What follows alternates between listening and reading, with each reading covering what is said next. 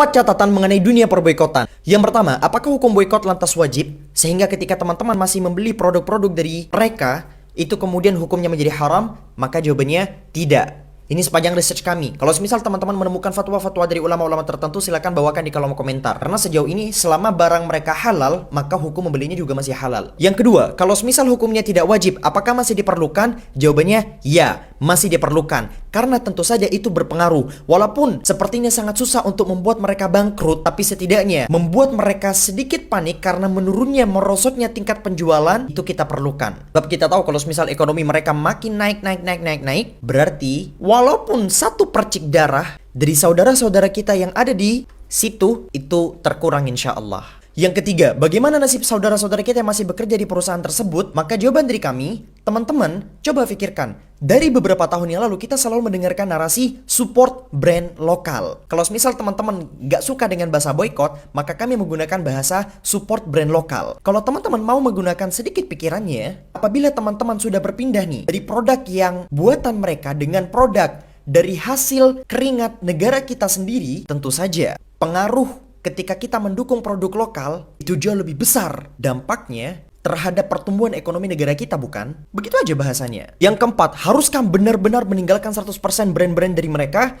Jawabannya, kalau misal teman-teman bisa berlepas dari beberapa brand-brand tertentu, maka berlepaslah. Kalau misal ada penggantinya, gantilah. Namun apabila dalam produk-produk tertentu sepertinya mustahil untuk berpindah ke produk yang lain, diteruskannya pun tak masalah. Yang kelima, saya sudah terlanjur membeli barang-barang dari mereka. Apa yang harus saya lakukan? Apakah saya harus membuangnya? Jangan dibuang, karena Anda berdosa. Anda mubadzir kalau misal membuang barang-barang tersebut.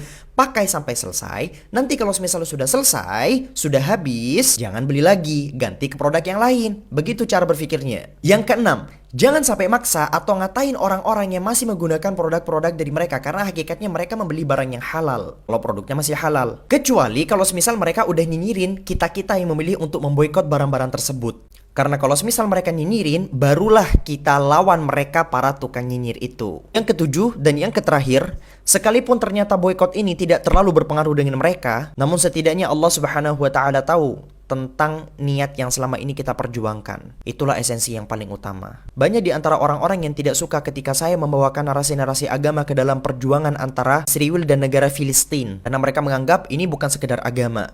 Ini adalah kasus kemanusiaan. Maka kami jawab, ya, saya membela kasus kemanusiaan itu atas dasar agama saya.